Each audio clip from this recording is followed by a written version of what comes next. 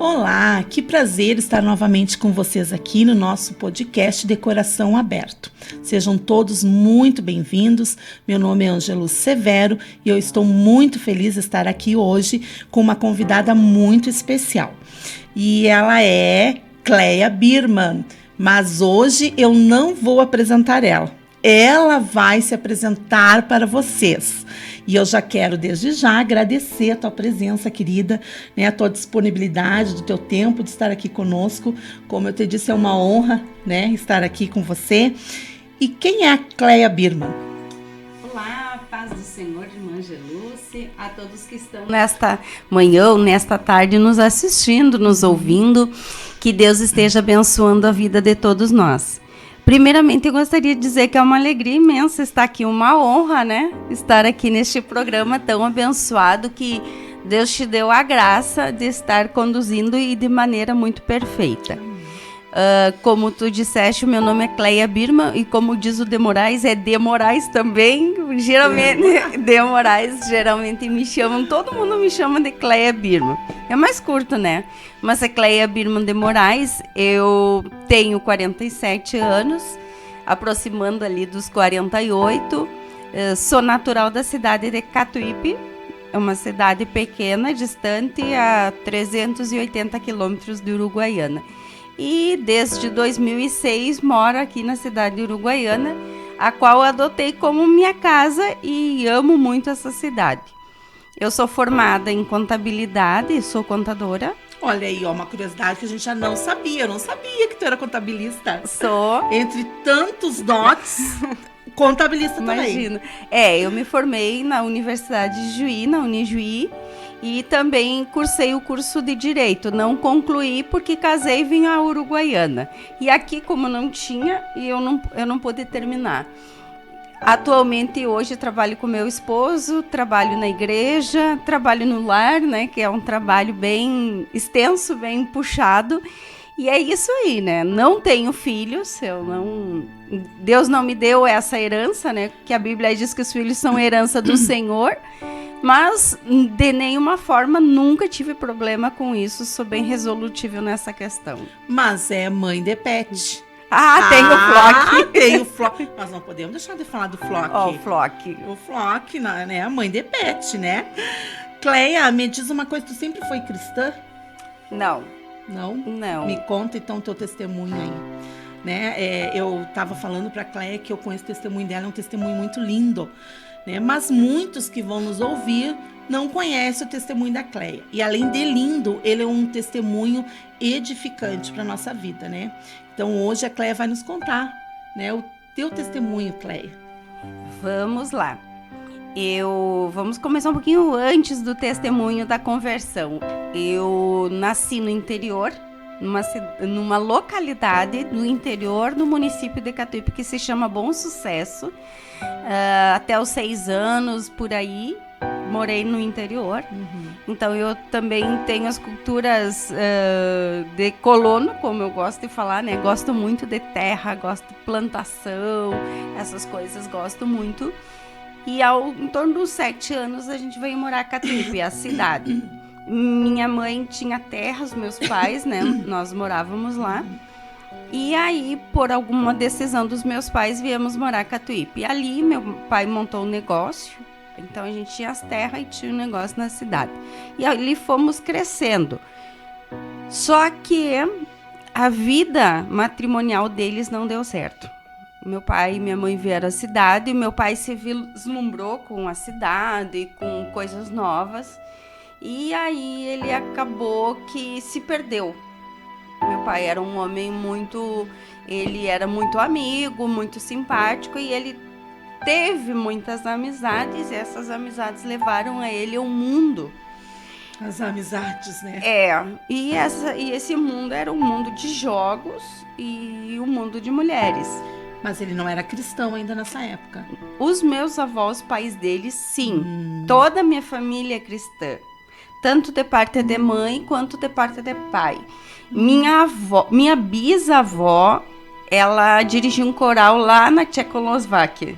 Minha avó é de lá. Lindo! O nome dela era Maria, que eu soube. Então, toda a minha geração, eu venho de várias gerações cristãs. E aí minha avó era crente, mãe da minha mãe do meu pai. Então, sempre nesse meio. Mas a gente não ia, porque aí o que aconteceu? Nós vindo para a cidade, eles se separaram. Minha mãe acabou que se separou do meu pai. E aí começou um momento muito turbulento na nossa vida, digamos assim, um momento de destruição familiar. Porque a minha mãe tinha eu com 7 para 8 anos, tinha meu irmão com 3 anos, minha irmã, perdão, com 3 anos, e meu irmão tinha 9 meses, recém tinha nascido. E naqueles tempos, a irmã Angelúcia, era diferente hoje.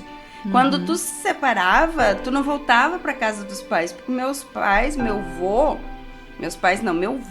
era uma pessoa muito severa. E então ele disse para minha mãe, não, tu escolheu, tu decidiu agora.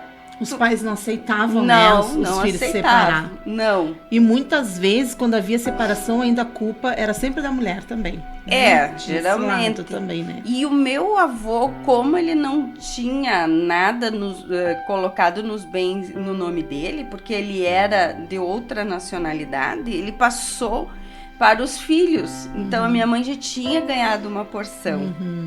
E o meu pai acabou que gastou essa porção que a gente tinha.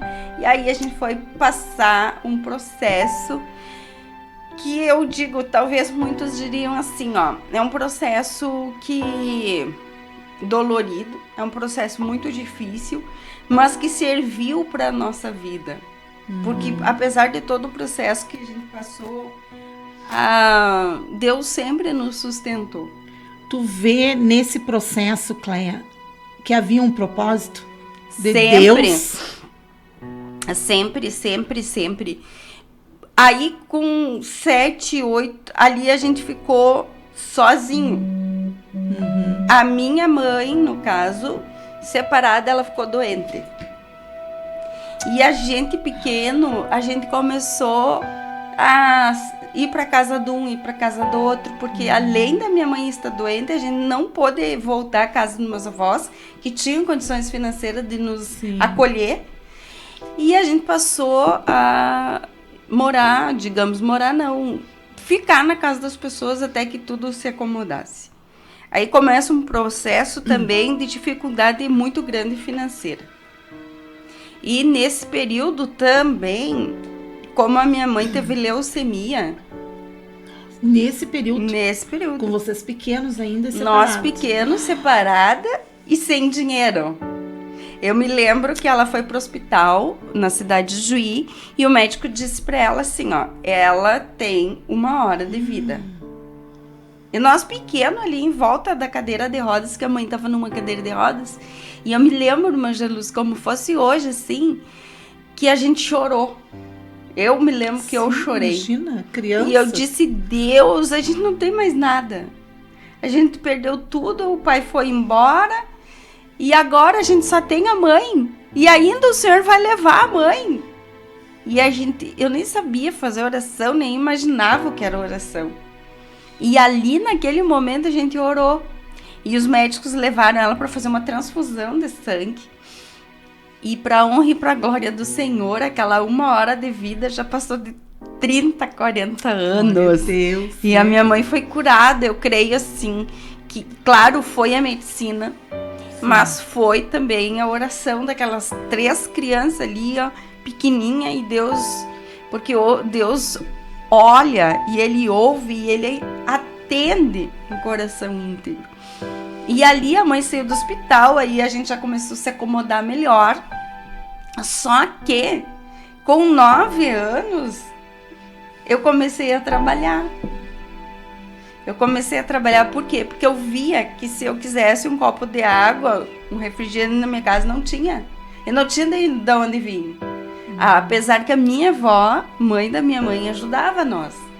Mandava alimento e a gente comia aquilo que ganhava. Sim. Porque imagina, meu pai não dava pensão, não tinha A minha mãe não tinha trabalho porque sempre viveu numa família estruturada. Sim. E naquela época a mulher nem trabalhava, né, Cleia? Acho que Só no mulher interior, na casa e na na lavoura, essas Mas coisas.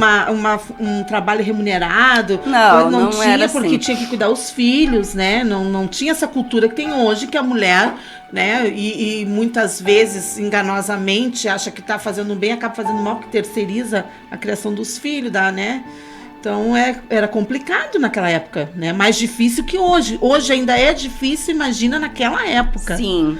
Né? E aí, com 9 anos, até às vezes as pessoas olhando para mim, muitos não acreditam que eu passei pelo que passei, mas passei pelo que vou contar. Com 9 anos eu comecei a trabalhar, eu vendia Avon nas casas e eu também fazia faxina. Limpava as casas, batia na casa do meu vizinho e dizia nas pessoas, e dizia, olha, você não quer uma faxina? Eu faço na tua casa. Mas eu era um toco de gente. Imagina com 9 anos. Eu era magrinha, eu era pequenininha, eu era mirrada, sabe? Mas estava ali. Eu estava ali e fui trabalhando, sempre fui muito inteligente, para honra e a glória do Senhor. Então eu trabalhava durante o dia e ou de manhã e estudava tarde. Quando eu estudava de manhã, trabalhava tarde. E quando eu comecei, que eu pude, eu fui para noite. Tu já tinha essa visão empreendedora desde criança, então? 9 anos. 9 anos é uma menina que já trabalhava, já ajudava, e todo o dinheiro que eu ganhava, isso foi até os meus 31 anos, né? Não foi 9 anos. Foi até os 31 anos, todo o dinheiro que eu sempre ganhei, eu nunca fui assim, eu vou comprar uma coisa pra mim. Eu sempre fui assim, mãe, o que precisa? Vou fazer mercado, o que precisa? Depois, se sobrava, que geralmente não sobrava, sim, geralmente, né?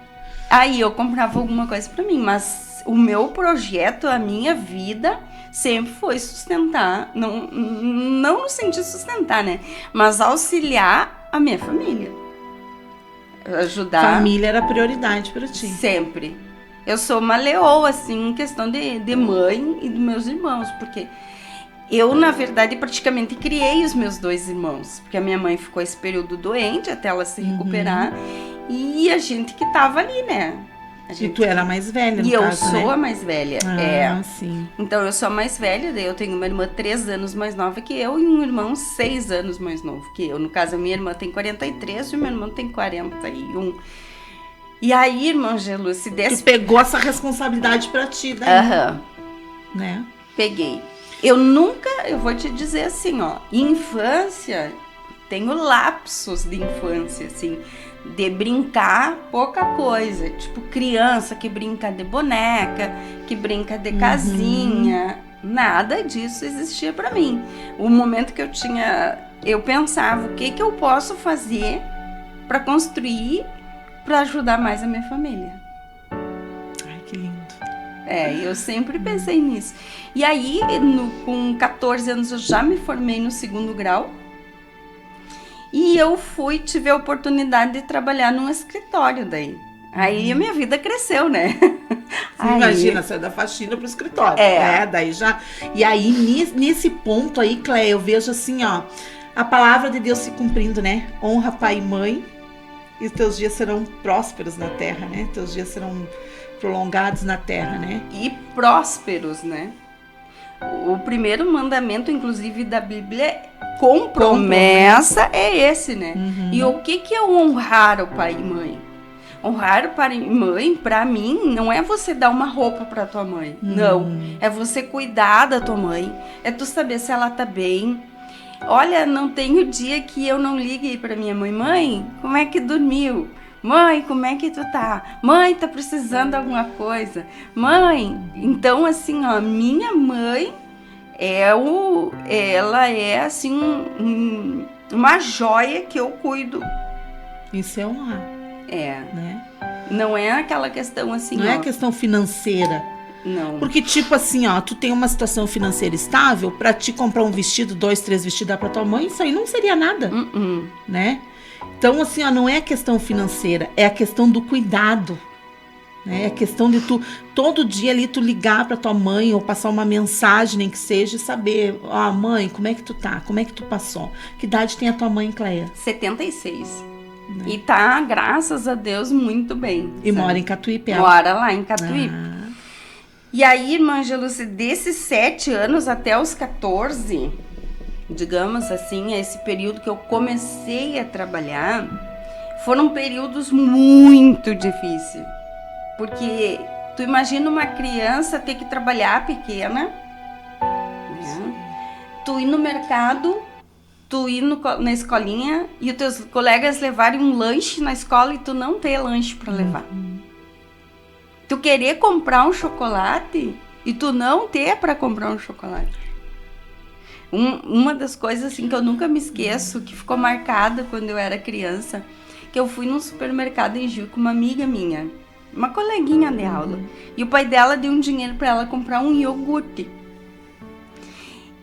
E por isso eu tenho isso aí, que eu sempre reparto que eu tenho. E ela foi e comprou um iogurte. E eu fiquei com muita vontade de comer aquele iogurte. Mas assim, parecia que escorria água assim na minha boca. Mas eu não tinha nem como comprar e nem como pedir. E fui para casa. Até os 31 anos, o dia que eu casei, que digamos assim, foi um período que foi difícil na minha vida, mas quando eu casei, a primeira coisa que eu pedi pro meu marido, eu quero ir no supermercado comprar iogurte.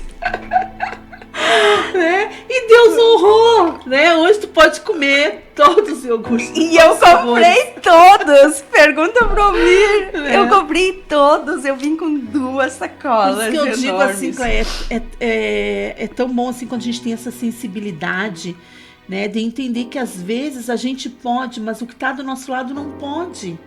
E não custa ajudar. Né? Não custa tu comprar ali um iogurte e comprar, né? Eu sempre também, eu sempre oro e peço pro Senhor, eu digo, Jesus, me dá sensibilidade, sabe? De ver quem tá do meu lado, que de repente, assim, pra mim um iogurte não é uma coisa, né, tão primordial, tão assim, mas de repente a pessoa que tá do meu lado que não tem, meu Deus, aquilo é um presente pra ela, né? E aquilo ficou marcado.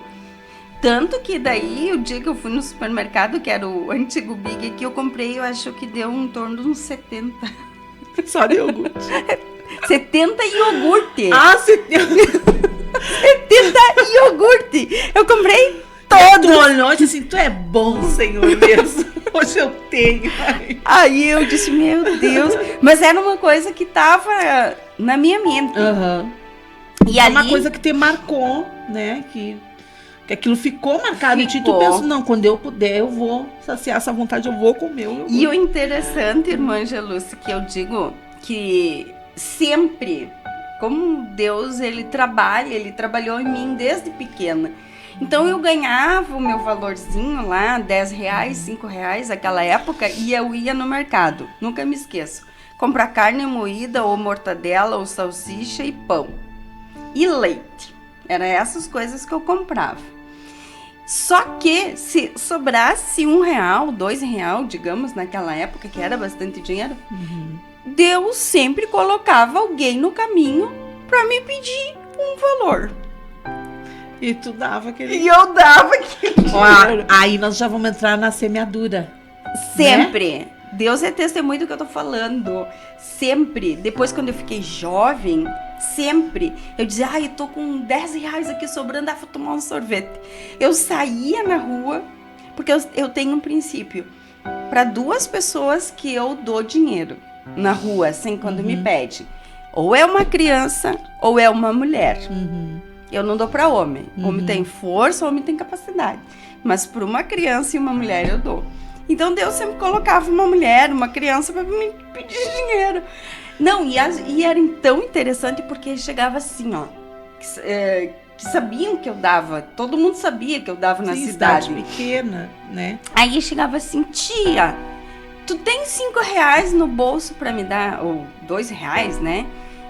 Gente, era exatamente o que eu tinha.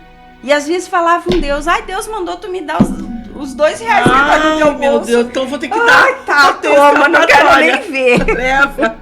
Mas aí a gente vê, Cleia, assim, quando a gente ajuda uma pessoa, muitas vezes a gente pensa, eu tô abençoando aquela pessoa. Quando na verdade é nós que estamos sendo abençoadas, né? Porque nós estamos plantando. Como diz a Bíblia, né? É mais prazeroso tu dar do que tu receber. Eu tenho esse princípio, né? Eu gosto mais, não que eu não gosto de receber, mas eu por mim, se tu não me dá, não tem problema. E tu sabe que é uma coisa assim que a gente acostuma de abençoar e de repartir. E eu e o Miguel também, a gente é muito assim, do que tem nas nossas posses, que a gente pode abençoar, repartir. Que quando alguém quer dar alguma coisa, é tão estranho aquilo. Eu não consigo aceitar. E um dia até a minha guria disse, a Isabela me disse, mãe, tu e o pai não sabem receber bênção. Vocês só gostam de abençoar, mas vocês, quando alguém quer dar alguma coisa, vocês não aceitam. E daí eu comecei a pensar, sabe?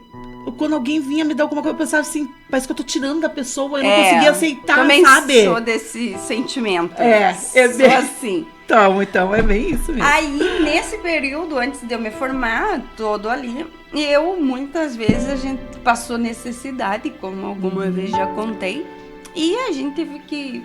Muitas vezes eu olhava na lixeira, assim, tipo, será que não tem uma coisa legal, né? Então, por isso que eu digo assim, às vezes a gente tem que se colocar no lugar da outra pessoa. Sim. Por que ela tá fazendo aquilo ali? O que leva ela a fazer? Claro que tem muitas pessoas que não querem trabalhar, tem muitas pessoas que não buscam oportunidade, mas tem pessoas que buscam oportunidade. E eu era uma menina que eu sempre pensava, eu vou vencer na vida. Como? Eu não sei. Mas eu vou conseguir um dia ter mais condições. E aí, com 14 anos, eu fui trabalhar nesse escritório, nessa fábrica. Lá em Catuípe. Lá em Catuípe. Eu me formei e fui trabalhar. Trabalhei 11 anos lá. 11 anos lá. Dos 14, 15 ali, por ali, até os 25 por aí. Que foi daí quando Deus falou comigo, que daí eu já era convertida. Que eu me converti com 21 anos. E tu já conhecia Jesus, já tinha uma vida com Deus. Até os 21 eu ouvia falar de Deus. Minha família pregava. A minha avó... Tu tava como Jó. Antes eu conhecia só de te ouvir falar. A minha avó, ela mandava eu ler a Bíblia pra ela. E eu detestava ler a Bíblia pra minha avó. Porque eu não gostava da Bíblia. Sim, ainda mais nova, né? Porque aí nessa época tu ainda era o quê? Uma adolescente, uma jovenzinha, né? E eu pensava assim, como Deus, ele diz que Deus é bom, né? E deixou a gente passar por tudo isso. Porque às vezes eu nunca perguntei por quê, mas deixou passar por tudo isso. Porque eu acho que não cabe a nós questionar a Deus pelos processos que a gente passa na vida. Concordo. Eu acho que Deus, ele é soberano no que ele permite você passar. Se tu passou... Sempre é um propósito, né, Cleia? Eu já passei por processos também bem dolorosos, mas eu nunca disse pro Senhor, por que, Senhor? Não. Eu sempre fiz de um limão uma limonada. Se foi ruim, mas eu não penso porque tenta foi ver ruim. O lado bom. Serviu para tal coisa na minha vida. E tudo que eu passei serviu para edificar, serviu para me construir uma mulher forte. Porque, irmã Angeluce, não é qualquer coisa que me abala. Sabe? E não é qualquer coisa que mexe com a minha estrutura, que me desestabiliza. Se tu chegar e dizer, ai, Cleia, meu Deus do céu, calma. E tu acha que isso é da tua personalidade? Ou tu acha, tu acredita isso, a tua fé em Deus? De tu ter essa estrutura, de tu ser forte, apesar de tudo que tu já passou? Eu acho que foi um processo. Eu acho que a minha adolescência, ela me fez eu ser forte. Minha infância, minha adolescência, eu nunca podia dizer que eu estava fraca. Mesmo que eu estivesse. E aí a fé me consolidou, me deu essa estrutura, porque antes eu vivia num processo carnal, e depois eu passei a entender o processo espiritual. E aí me fortaleceu.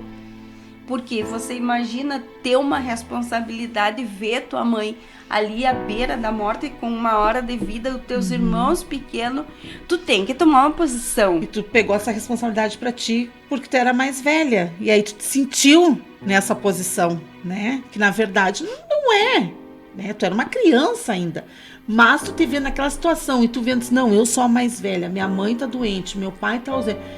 É comigo. É, exatamente. Né? Bota o casaco, serve e vamos embora. Não adianta eu ficar chorando aqui. O que eu vou resolver se eu ficar chorando lá da minha mãe? Né? O que vai resolver eu deixar meus irmãos de lado? E eu sempre dizia, eu quero construir uma Cleia de valor, eu quero construir uma Cleia digna, uma pessoa forte. E foi nisso que eu fui. Porque, irmã Angelúcia, eu não tinha ninguém para chorar. Eu não tinha ninguém para conversar. Eu não tinha ninguém para dizer, tô mal, tô fraca. Eu não tô aguentando. Eu não tinha, eu comigo mesmo. Eu tinha que me suprir. Só que chegou uma fase da vida que eu cansei.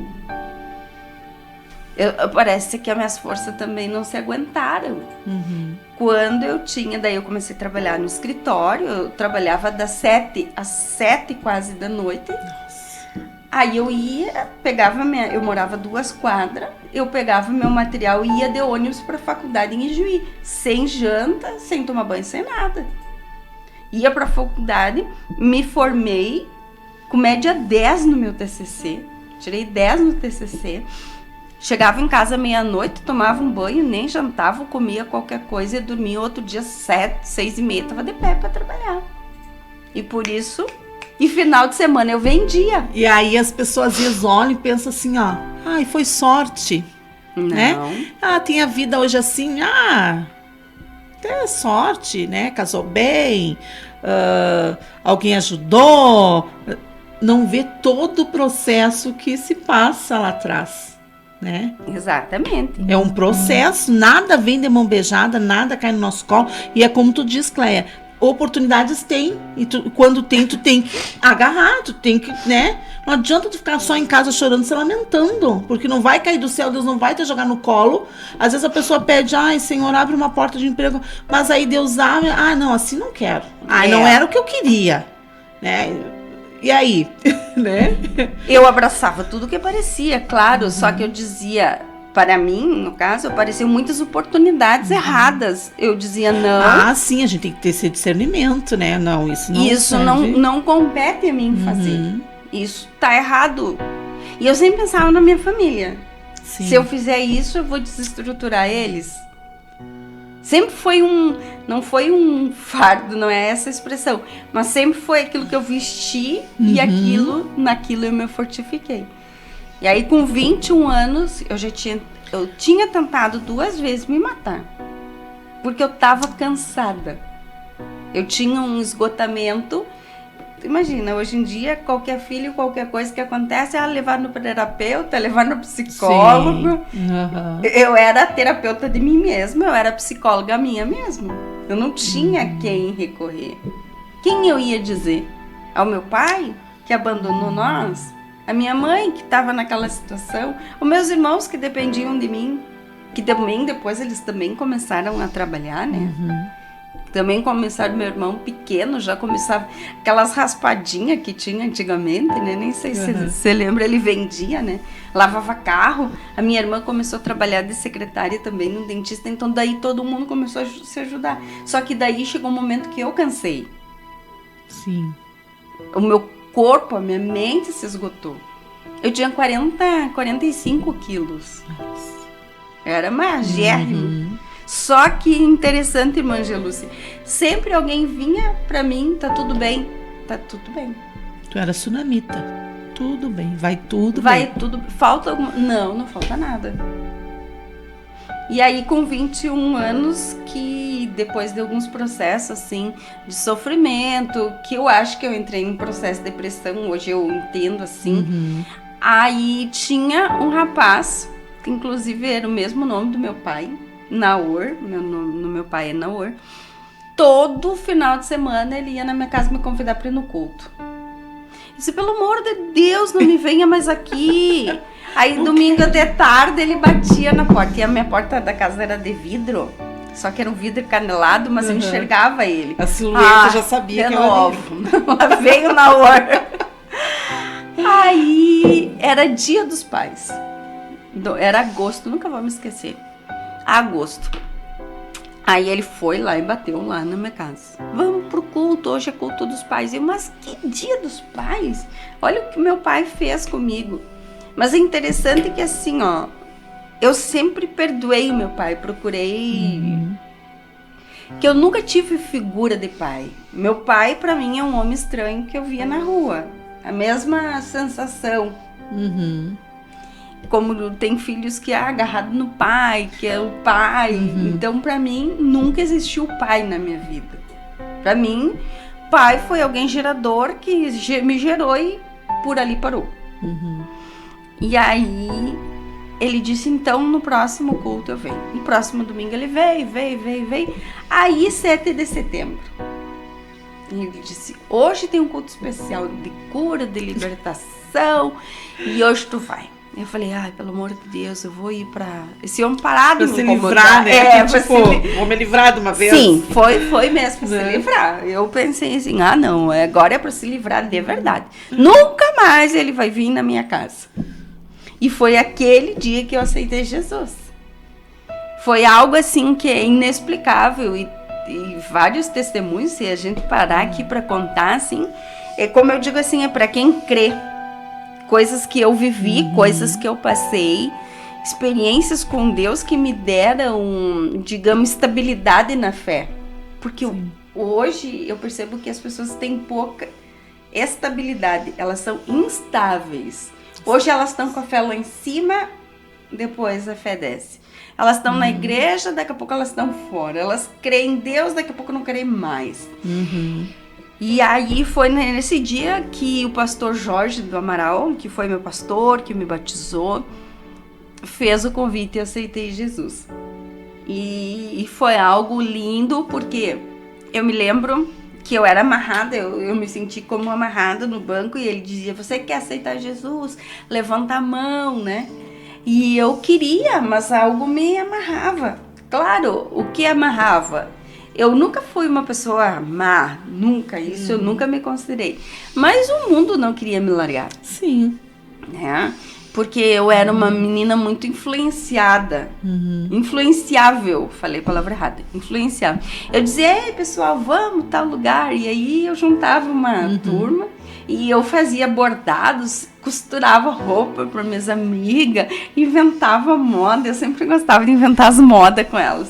E todo mundo... Eu morava na frente de um clube, então era só atravessar a rua. E aí eu ia, mas naquele dia que eu senti um pouquinho de força, eu consegui levantar assim o braço. Foi uma experiência incrível, assim, que só quem já sentiu um dia na vida, que quando eu disse sim, né, que eu levantei assim, sim, eu aceito, eu fechei os meus olhos e eu senti assim, Angéluce, que veio uma luz assim, e aquela luz desceu em forma de um fogo, e aquele fogo desceu e começou a entrar em todas as minhas veias, e a sensação que eu tinha é que estavam trocando meu sangue, que eu disse, meu Deus, o que está acontecendo? Estão fazendo uma transfusão de sangue em mim. E quando eu senti que desceu assim até o pé, eu não me reconheci mais. Eu abri os meus olhos e quando eu abri, eu não era mais a mesma pessoa. Porque eu, na verdade, vocês podem não acreditar, mas como falam, né, não sei se falar aqui, mas eu era um pinheiro enfeitado. Eu era um pinheiro enfeitado. Eu tinha anel em todos os dedos, eu tinha pulseiras até aqui, eu tinha um colar o que dava. Então eu tinha uma pintura extrema, eu usava roupas bem chamativas. Por quê? Porque eu queria que as pessoas notassem. Tu queria chamar atenção. Eu né? Sempre, eu dizia assim pra mim, se não for por mim chamar atenção, eu não faço. De repente, Cleia, agora eu tô falando, né? Vou dar uma de psicóloga aqui, as psicólogas que me corrijam, porque de repente eu tô errada. Por esse abandono do teu pai, né? De repente tu até te vestia assim, usava tantos adereços, coisas, porque tu queria chamar a atenção de alguém pra ti. Era um vazio. Porque tu tinha esse vazio, essa ausência da paternidade. Né? E diz que a filha, ela se identifica muito com o pai, diz que a filha é mais do pai até do que da mãe, né? Então, no momento que tu te viu só, que tu te viu abandonada pelo teu pai, de repente, né? Quem sabe, fazia até sem nem se dar conta, mas tu queria ela chamar atenção pra ti, de repente, né? Pode ser essa ausência da paternidade. E percebe uma coisa, que como eu não tinha ninguém pra discutir os meus problemas, né? Pra, digamos assim, eu tô mal, ou tô triste. A palavra de elogio pra mim preenchia. E eu tinha umas pessoas, assim, até umas amigas, que até hoje são minhas amigas, e elas diziam, eu ia no banco tal hora, porque eu sabia que tu ia fazer o serviço da empresa, eu queria ver de que forma que tu tava arrumada. E aquilo te satisfazia. Aquilo preenchia. Mas nesse momento que hoje eu entendo que foi o Espírito Santo que me limpou, que me lavou, eu saí dali olhando pra mim, me sentindo ridícula. E é bem assim, né?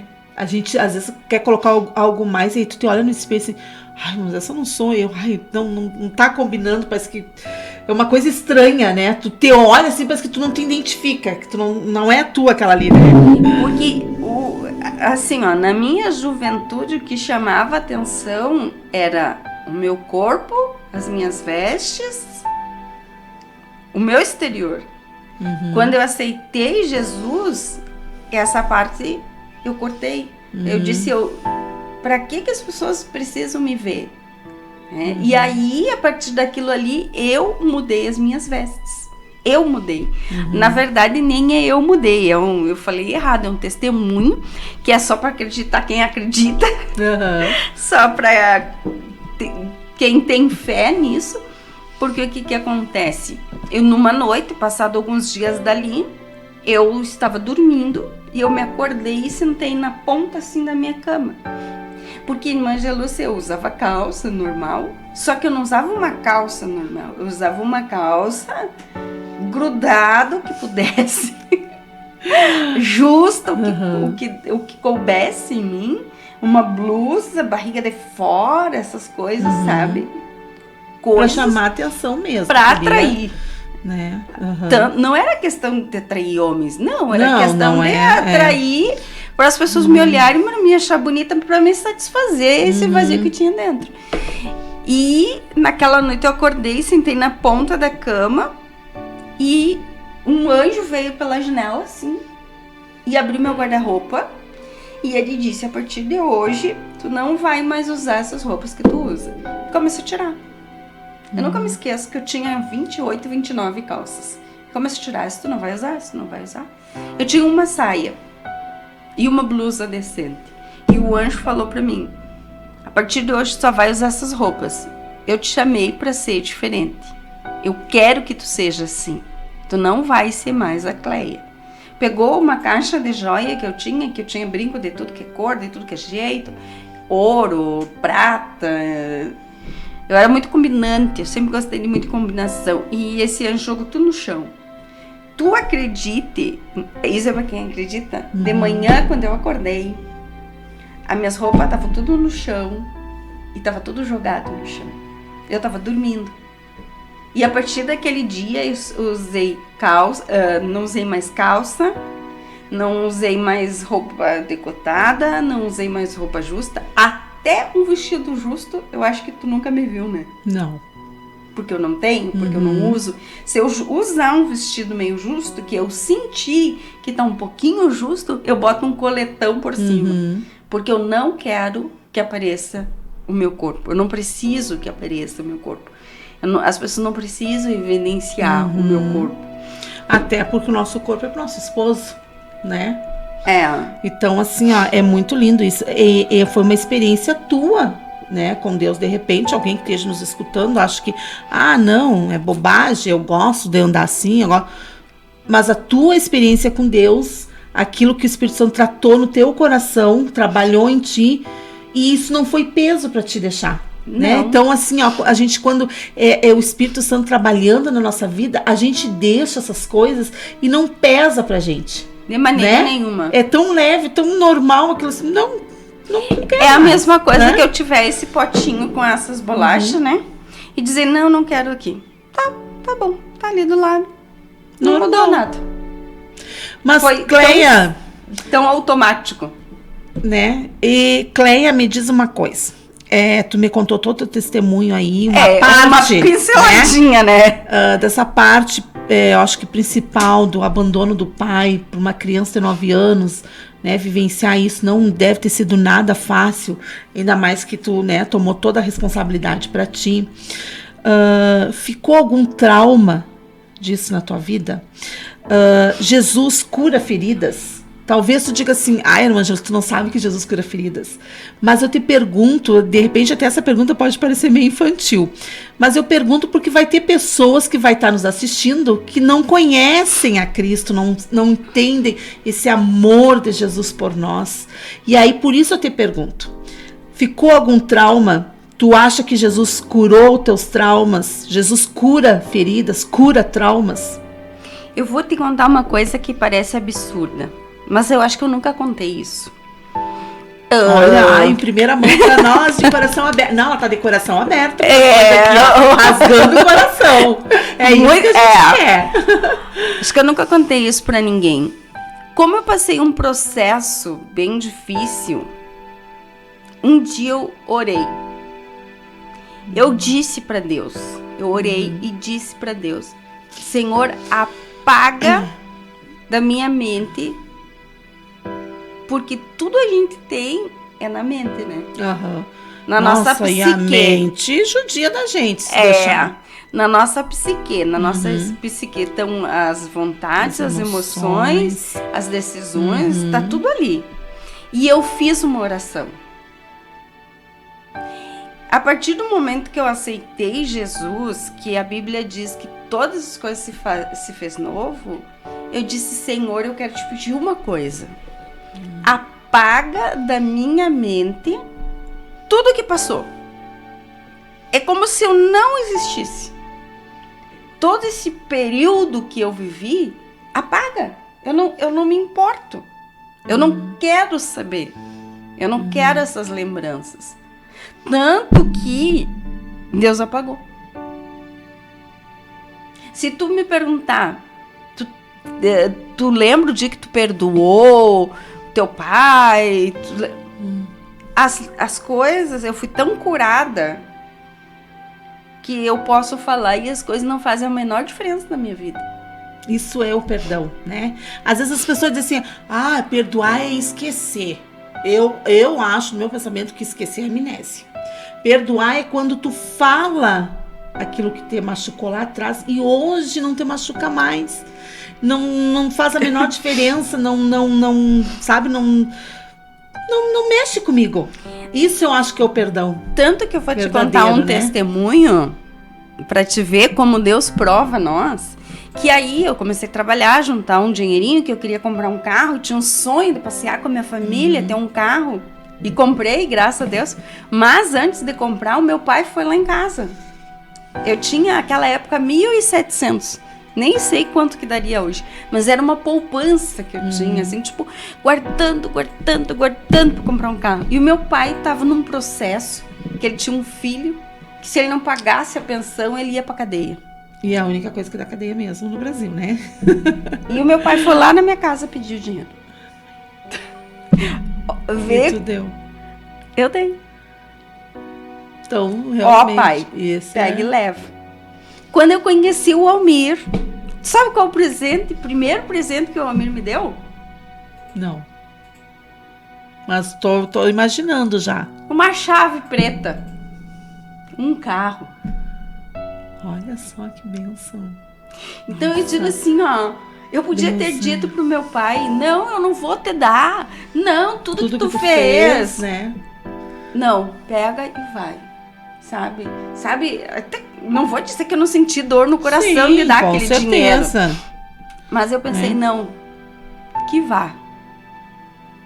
E Deus me deu um carro, 0. O Almir me deu um carro de presente. Porque Deus eu era namorada dele. Do que aquilo que a gente sonha, né? Não precisa falar que ele dá além.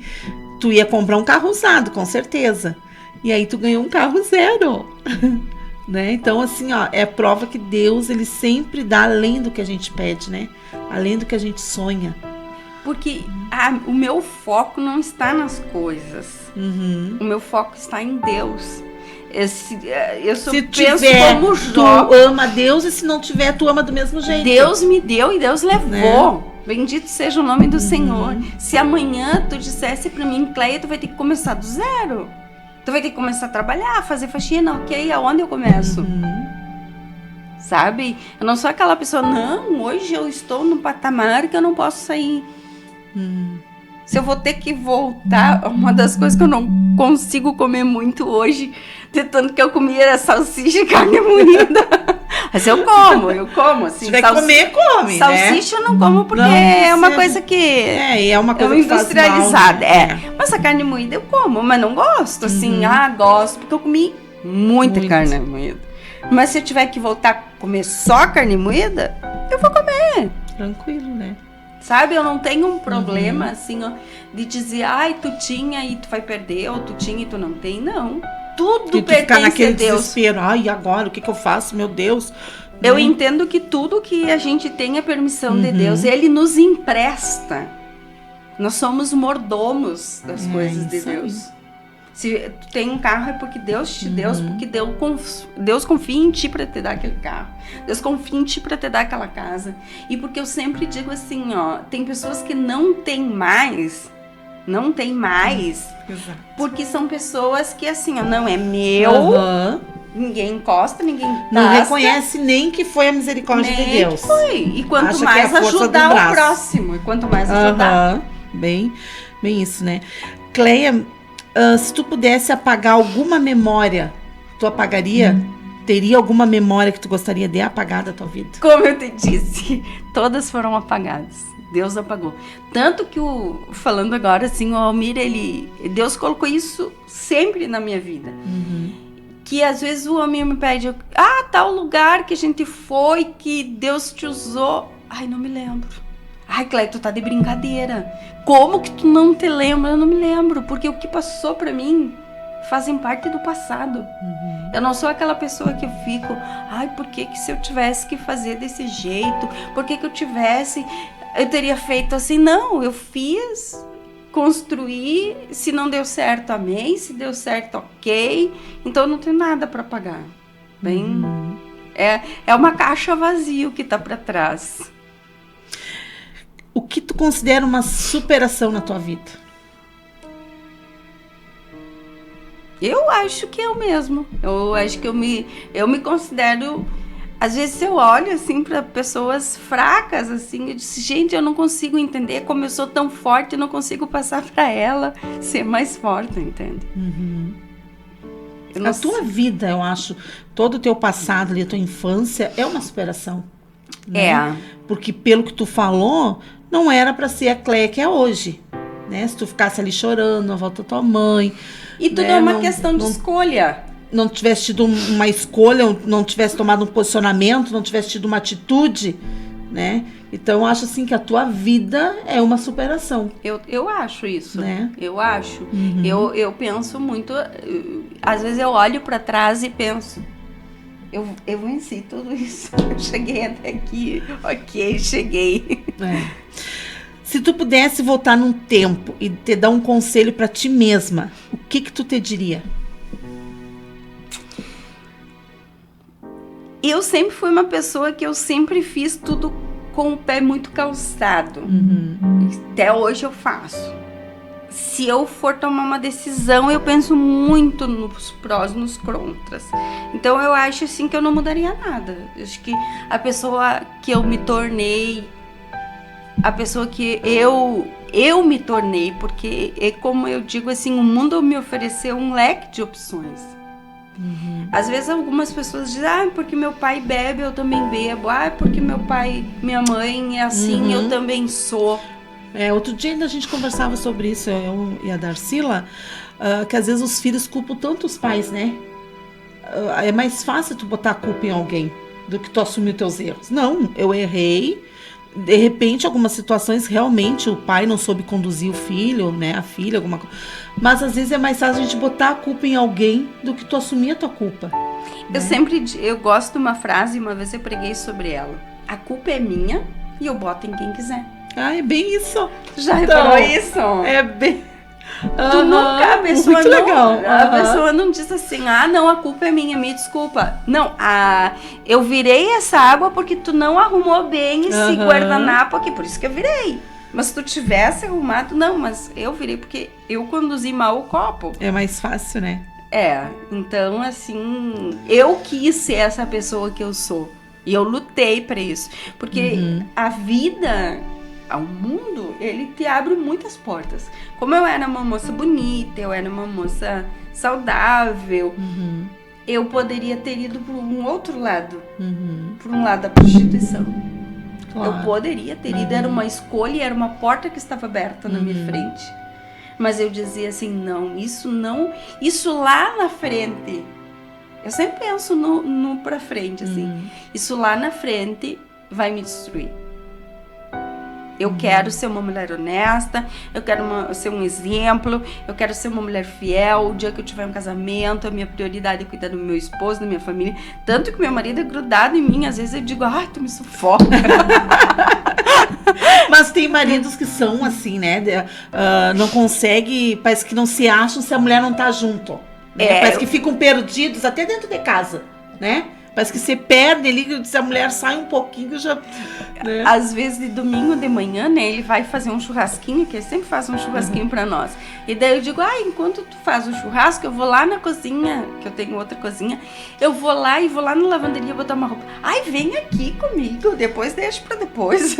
Então, assim, a gente se dá tão bem que mesmo trabalhando junto, mesmo estando junto, mesmo na igreja junto, a gente se tenta... Agora tu falou trabalhando junto, me diz uma coisa, como é que é ser empregada do esposo, digamos assim, funcionária do esposo, é assim que funciona? E daí ele é patrão, ou ele... Não, eu sou esposo, não posso cobrar não, que nem ele patrão. É patrão. Não, ele é patrão. Ele é patrão. Ele é patrão. É o meu patrão. Tu é o legítimo meu patrão. Tanto que lá no consultório, quem não sabe, acham que... ele é profissional, lá é empregado e empregador, não tem essa coisa... Não, lá a gente é profissional. Eu trato ele como o doutor e ele me trata a minha secretária. E assim, se ele tem que me corrigir em alguma coisa, ele me corrige. E se eu tenho que falar alguma coisa, eu falo pra ele. Isso não assim não é legal. Mas assim, não de tratamentos, de coisas que a gente tem que resolver. Mas a gente jamais se trata como marido e mulher. Olha, tu sabe que o Miguel não. Eu chamo ele até de amor, não. Eu digo, amor, quanto que custa isso aqui, amor? Aí ele diz, amor, tanto. Às vezes ele diz, mãezinha, não sei o que. Eu digo, pode me chamar de mãezinha na frente das pessoas? Não consigo separar isso. Não, eu e ele a gente tem bem separado. Que legal. A gente tem um relacionamento de realmente patrão profissional. Até esses dias um rapaz, um senhor, né, assim, brincando, né, ele disse, mas o doutor tem uma secretária muito bonita, tu é casada? E eu disse, sou ótima, a câmera atrás de mim. Controlando aqui, ó. Me controlando. Ele, tu é esposa do doutor. Tu vê, né? E ninguém percebe. Ninguém percebe. Então não rola nenhum beijinho na hora que não tem um paciente, assim, que vai levar um cafezinho. Não, o momento do lanche a gente tem. Eu pareço sério, mas eu sou muito brincalhona, né? Eu gosto de incomodar ele, dar uns beliscão. Mas eu acho ele mais sério que tu. Não, ele é... Eu acho ele mais sério, mas... mas a gente eu faço o lanche lá, eu tenho uma cozinha e tal. Sim. Mas assim, mesmo na hora do lanche que é nós ali, a Mari junto, ou a Mari separado, é tudo sério, é patrão. Tu já me falou que tu não vive no passado, né? Que tu é o presente, do presente pro futuro. É, sempre assim. Então tu não tem saudade de nada, assim. Tu não diria assim, eu tenho saudade de tal coisa. Não é saudade, eu gosto muito de estar com a minha família lá, com a minha mãe, né? Uhum. Mas não é tipo uma saudade. Se bateu a saudade, eu vou pra lá. Me diz 3 coisas que tu mais valoriza na vida. A primeira dela é a paz. Eu sou uma pessoa que eu prezo muito pela paz. A paz é algo... Eu posso não ter nada pra comer, mas se eu tenho paz, eu tô tranquila. Né? Paz. Segundo, é o relacionamento com a minha família. Eu não posso estar braba com ninguém. Isso é uma coisa que eu não gosto. Eu gosto de estar de bem com todo mundo, né? E eu não sei se não é a última coisa, mas assim, é o meu relacionamento com Deus, né? Que é uma coisa que é assim, prioridade, né, na minha vida. E quando tu falou, eu não posso estar braba com a minha família. A Cleia, ela é braba? Ela é brava? Ela é uma mulher brava ou não? Bastante. Sério? Olha, ninguém diz. Eu sou 8 ou 80. Se eu tiver que resolver um problema, uma situação, eu fico muito braba. Tipo, não é que eu fico braba com a situação, não me interpreta mal. Assim, se alguma coisa que eu tenha que resolver que me tira do sério, eu fico braba. Eu sou muito enérgica. Não queira ver a Cleia brava. Não sai correndo, porque se tu me ver braba, tu salta pelas paredes. Olha, e ninguém diz, né? Mas eu sou muito calma. Sim. É muito difícil. Algumas situações que te tiram. Eu sou assim, eu penso 10 vezes em comer esse bolinho. Mas se eu comer o bolinho, esquece. Se eu tomar uma decisão, tá tomada. Eu não choro. Tu é aquela que não volta atrás. Não. Se tu tomar uma decisão, é assim, não tem o que faça tu voltar atrás. Difícil, porque eu penso muito no que eu vou fazer. Eu já tomei decisões impulsivas. E coisas assim que eu me arrependi depois, no sentido assim, eu tomei aquela decisão para ajudar tal pessoa e eu não devia ter ajudado, porque eu sempre nunca disse não. E depois de uma idade pra cá, a gente tem a tal da maturidade, né? Sim. Que a gente aprende a dizer não. E eu não sabia dizer não. E aquele não sem peso, que tu não fica te justificando. Não, porque isso, por isso. É não. Eu ainda não alcancei essa maturidade. Vou ter que confessar. Eu não consigo dizer não. E se eu digo não, eu já sigo me justificando o porquê daquele não. O não com sofrimento. Aí eu já fico justificando, não, porque eu não posso, por causa disso, por causa daquilo. Eu não sei só dizer assim, não posso. Entendeu? Não, eu não consigo. Então quer dizer que eu ainda não alcancei essa maturidade ainda. Vamos dizer que é difícil. É difícil, né? É muito difícil, porque pesa no teu coração. E ali na frente você vai ver que foi a melhor decisão. Sim. Tipo assim, como eu não tenho filhos, é uma questão diferente. Mas muitas pessoas já chegaram em mim assim, Cleia, me ajuda a fazer tal coisa. Dessa forma. E eu oro, estudo, penso e digo, não vou te ajudar. Mas tu não isso, aquilo, sabe? Sim, daí parece que tu é a ruim. Sempre, né? Sempre. Tu pode fazer 1000 coisas certas pra aquela pessoa. Se tu deixar uma errada... que tu não faz, tu não presta, não é boa amiga, não é... Né? Só que daí lá na frente acontece aquilo que eu tinha pensado. E aí, às vezes até a pessoa chega e diz, olha, ainda bem que tu não fez comigo, porque senão ia me dar mal. Tipo, ajudar a abrir uma loja. Esses tempos, uma pessoa ganhou um dinheiro e aí ela chegou em mim. Disse, tu que tem experiência de abrir loja, assim, eu queria abrir uma loja, tu me ajuda? Sim. E tu? Um bom judeu, ele sempre ele pega a resposta da pessoa com outra pergunta, né? Aí eu perguntei pra ela, você tem experiência? Não, nunca tive, mas eu contrato funcionário pra vender. Eu falei, você tem fornecedor? Não, mas isso a gente vai a São Paulo. Aí eu falei, tu tem ideia de custos? Quanto tu compra, quanto tu vende, qual a tua margem de lucro? Ah, não, isso eu boto o dobro. Eu falei assim, eu não vou te ajudar. Você não tem capacidade. Eu não sabia nada, não tinha nada, só tinha vontade. E o dinheiro? Até eu disse pra ela, olha minha filha, faz um negócio, bota esse dinheiro aplicado e pensa mais um tempo. Alguns dias atrás encontrei ela na rua, ela até saiu de um banco e tinha esse dinheiro. Ela disse, ai, Cléia, a melhor coisa. Eu vou te confessar, eu fiquei com uma raiva de ti.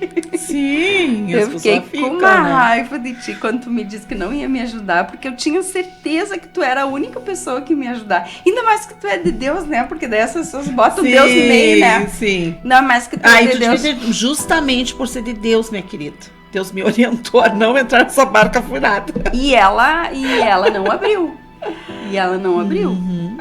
E ela disse, ó, Cléia, graças a você. Eu falei, não adianta, eu acho que é a experiência da vida que te ensina. Vai ensinando, né? Eu li no teu Instagram que tu colocou assim, ó, sou vendedora de vestido. Certo. Tu tinha uma loja, né? Uma loja de alto padrão, né? Top, eu tenho roupas da tua loja e bolsa até hoje. Ai, que amor. Né? Depois tu fechou e agora tu tá vendendo novamente vestidos, né? Como que surgiu essa ideia? Ou ela sempre teve aí? Escondidinha? Como é que foi? Eu amo vender. Primeiro, porque vender é uma comunicação. É uma troca de informação. Quando você vende para a pessoa, não só para fazer com que ela se sinta bem, se sinta melhor, ou talvez tenha alguma necessidade, mas aquela forma de você ter aquela comunicação, oi, tudo bem, como é que tu vai? Não tinha te visto. Então eu gosto, bem, eu vendo desde 9 anos, vai fazer 40, né? Só 40. E eu amo isso. E eu acho que tudo que tu faz com amor não é pesaroso e tem valor. É uma frase que eu gosto, que eu digo assim, tudo que tu faz com amor não tem valor. Então, assim, ó, tu pode pegar uma apresentadora que tem todos os cursos da vida. E ela pode ter trabalhado em TV e tudo, mas quando tu pega uma Angelucci com o amor que tu vê que ela tá fazendo com amor, tem outro valor, sabe? As coisas que a gente faz com amor, até uma comida que tu faz com amor, ela tem um gosto diferente, né? Ela é diferente, ela dá um resultado diferente. E até esses dias uma pessoa disse assim, por que tu vende? Tu não precisa. Eu disse porque eu gosto, porque eu amo, porque eu gosto da comunicação, porque eu gosto de ver as pessoas diferentes. E eu não deixo a pessoa comprar se eu vejo que aquele negócio não ficou legal. Não, pra que eu vou vender pra ela pra ficar triste comigo, pra dizer, olha, tu me disse que ficou lindo e ficou horrível. Eu sou sincera, não ficou bem, vamos achar uma coisa melhor. Vou fazer uma reclamação aqui ao vivo e a cores. Ela não traz roupa pra gente que é mais gordinha. É difícil. Já pedi e ela não traz pra mim, que eu quero andar assim, vocês vestido lindo, mas ela não traz pra mim, eu quero fazer essa reclamação. Vou deixar aqui registrada a minha declaração, aqui a minha reclamação. Eu li no teu Instagram também que tu colocou assim, ó, se vestir bem não tem a ver com quanto você gasta, mas com quanto você se identifica. Nunca vista algo que não te faz bem só para caber no padrão do outro. Seja o seu próprio padrão. E aí embaixo tu complementou. Eu penso assim. Me fala sobre isso, porque hoje em dia a moda, ela te impõe muita coisa. A gente vive numa ditadura da moda. Se tu não for esquelética, tu tá fora do padrão. Se tu não te veste do jeito que a influencer lá do Instagram se veste, tu tá fora do padrão. Como é que tu trabalha isso com as tuas clientes? E é uma coisa, não fugindo da resposta, mas que leva muitas vezes as mulheres a entrar num processo de endividamento. Depressão, de angústia. De ansiedade. Por quê? Porque eu quero ter aquela roupa que ela tem. Porque eu quero comprar aquilo que tá na moda. Padrão é você Bem, eu, por exemplo, eu gosto de usar roupas largas. Eu não me incomodo se alguém diz que eu uso ou não uso. Eu me visto assim. Preço de roupa, eu não me importo se eu vou comprar num lugar que custa R$10, no top 10. Ou se eu vou comprar numa roupa que custa R$1.000. Aquilo ficou bem em mim? Aquilo fecha no meu corpo? Aquilo se identifica comigo? É isso que eu vou usar. Agora, por exemplo, é a moda, falando em moda, os cropped, né? Sim. As mulheres que usam aquele umbigo de fora. Aí tu imagina eu de cropped. Só porque é moda. Não, é moda, eu vou usar um, imagina. Né? É totalmente deselegante. É deselegante. Não é moda, é deselegante uma mulher andar com a barriga de fora. Se você vê uma mulher elegante, ela usa roupas que comportam no tamanho dela, que comportam na postura dela. Sem transparência, sem aderência, né? Coisas que tiram a elegância da mulher. Eu sempre digo assim, o que é elegante não é o preço que você paga, mas a forma que você usa uma roupa, entende? Ah, você usa uma roupa toda justa, tira a elegância da mulher e coloca a mulher numa vulgaridade, pra mim. E nem falamos, tipo, às vezes as pessoas dizem, porque é das religiões lá, é crente, por isso que pensa. Não. Nem é falando nesse âmbito de cristianismo, não.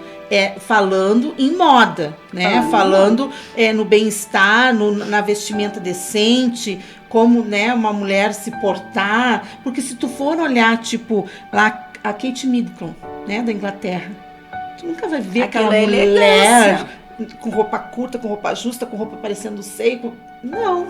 Ela tem uma elegância, ela tem uma postura para se vestir. Aí, né? Que está dentro da pessoa, né? A elegância não importa o quanto você gasta. Você pode ir numa loja gastar 5.000 e não ser elegante. E tu pode ir na Baixada e comprar R$50 um vestido.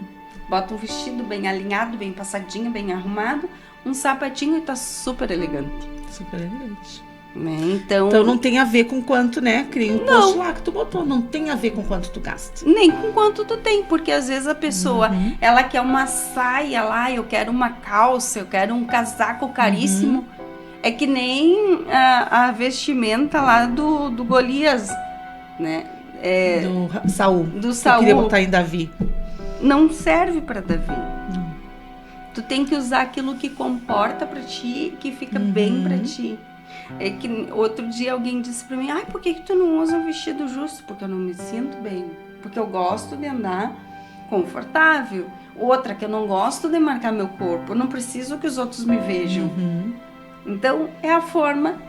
Tá aí, é isso aí. Quando tu vende um vestido para uma cliente tua, tu acha que... Eu acho que sim. Pelo que tu me falou antes, que tu disse que tu gosta de conversar, que tu gosta de interagir com a tua cliente. Tu acha que tu tá ajudando ela na autoestima dela? Assim, porque tu me disse assim, porque quando não fica legal, eu já digo, não fica legal. Não é só para vender, né? Então, a tua cliente, ela tem aquela confiança em ti, né? E muitas vezes eu creio que muita mulher chegou para ti com a autoestima lá embaixo, né? Porque tá acima do peso, porque, né, mulher tem essa coisa, o cabelo é liso, queria crespo, o cabelo é crespo, queria liso, é gorda, quer ser magra, é magra, quer ser gorda, aquela coisa toda. Tu acha que com a tua profissão, né, de vender moda, de vender roupa ali, tu ajuda as mulheres nessa parte da autoestima, muitas vezes, chegam mulheres, muitas vezes, né, com a autoestima lá embaixo, arrasada, você olha no espelho, não gosta daquilo que vê. Tu acha que tu ajuda de certa forma, de certa maneira, tu consegue ajudar? Vendendo e não vendendo. Porque às vezes eu consigo identificar por que tu tá comprando, pra que tu quer. Eu quero porque, tô me sentindo mal. Não, então o teu problema não é uma roupa. Que às vezes compra, tá lá dentro do closet do roupeiro com a etiqueta, que nem tiraram, né? Eu já perdi muitas vendas. Não é perdi, eu ganhei, né? Por quê? Porque a minha questão, assim, não é fazer ela se sentir bem na necessidade que ela tem. Às vezes ela compra, é que nem às vezes a gente desencadeia uma ansiedade no alimento. Às vezes a gente desencadeia no gastar. A gente gasta, compra. Eu já sei, porque eu já passei um momento da minha vida assim, tu compra. E tu nunca tem. Mas não é porque tu não tem, é porque tu tem uma ansiedade, tu tem um vazio que tu quer preencher, daí tu preenche com aquele produto. E tu tenta que cada vez aquele produto te preencha, mas não é assim. E tu consegue identificar? Eu consigo, várias vezes. E aí tu ajuda aquela mulher? Às vezes, por exemplo, eu tenho cliente que tem a compra compulsiva. Eu quero esse. Quero 5, não. Eu digo pra ela, não. Tu vai escolher 2, escolhe só 2. E eu gosto de ti, Cleber, porque tu não me deixa comprar. Por que eu vou deixar tu se endividar? Por que eu vou deixar tu gastar todo o teu dinheiro investido, se tu tem outras prioridades? Até às vezes tem gente que tem dinheiro, mas eu não deixo, não. Tu não tem necessidade de ter 5, tu vai ter que comprar só 2. Que legal. Meu marido é que nem tu. Às vezes os caras do quartel vão lá comprar alguma coisa. Pra que tu vai levar isso se te dão lá no quartel, guri, o coturno, te dão a farda? Pra que tu vai comprar outra farda agora? Vai te endividar. Não é necessário. Espera mais um pouco. É isso. E eu fico olhando pra ele e digo, meu Deus, mas nós não estamos aqui pra vender, não. Mas e daí ele diz, satisfação. pra quê, amor? Ele não precisa agora, sabe? E é bem isso mesmo, né? Cleia, tu tem alguma mulher que tu admire na Bíblia? Ou mulheres que tu admire na Bíblia? Todas as mulheres eu admiro. Tu te identifica com alguma dessas mulheres ali que tu admira? Não, eu acho que eu sou muito pequena pra me identificar com qualquer uma. Mas uma mulher, assim, que eu tenho, assim, por exemplo, de força, de autoridade, de confiança, é Esther. De tudo que ela teve que fazer, né? De chamar o povo para orar, de chegar na presença do rei sabendo que a vida dela estava em jogo, né? Porque eu tive momentos na minha vida que a minha vida estava em jogo. É tipo diante do rei, né? Quando fui pedir demissão no meu trabalho, 11 anos ali que eu trabalhei, eu tava entre a cruz e a espada, porque eu iria sair de um trabalho que eu tinha salário, Unimed, hora extra, carteira assinada, para trabalhar na igreja de voluntária. 6 anos eu trabalhei ali. E eu só passei por uma porta e o Espírito Santo falou comigo, hoje tu vai pedir demissão. E era abril, nunca mais vou me esquecer. Então, tem que ter uma confiança 100% naquilo que Deus está falando contigo. Esther tinha uma confiança assim, ó, fora dos parâmetros. Como que ela vai chamar um povo inteiro para orar, para Deus libertar aquele povo? Que confiança aquela mulher tinha que ter. E chegar na presença do rei, né? Que se o rei não estendesse o cetro, ela podia estar morta ali, né? Então ela tinha que estar muito segura de si. Muito segura de si. Então ela é uma mulher que tu admira. Eu assim. eu admiro muito Esther. Tu tem o ministério da palavra, né? Tu prega, né? E como é que tu sabe, quando tu tem uma escala para te falar, como é que tu sabe que é aquela palavra ali que Deus deu para te falar? Que é da parte de Deus, que não é emoção tua, que não é tua, que eu gostei dessa palavra que vou falar sobre isso. Tu sabe que é o Espírito Santo ali te direcionando, não é esta palavra aqui. Porque a gente tem que ter uma intimidade com Deus, né? Como eu fui criada sem pai, nunca tive a figura de pai, nem sei o que significa isso.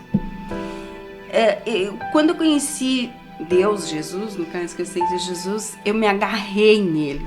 Sabe o que é isso? Sabe, assim, eu não sei se alguém já se agarrou em ti, assim, com unha e dentes, sabe?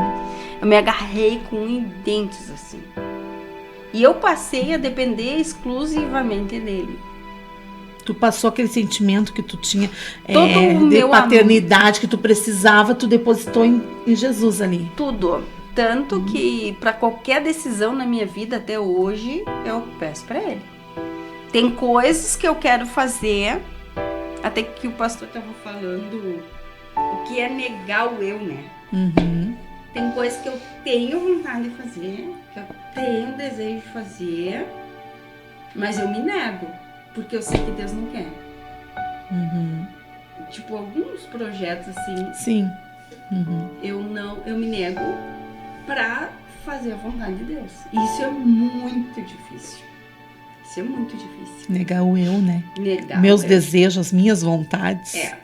Por Né? mim eu teria feito. Mas pelo respeito que eu tenho a Deus, meu pai, eu não vou escandalizar, mas eu não vou fazer isso.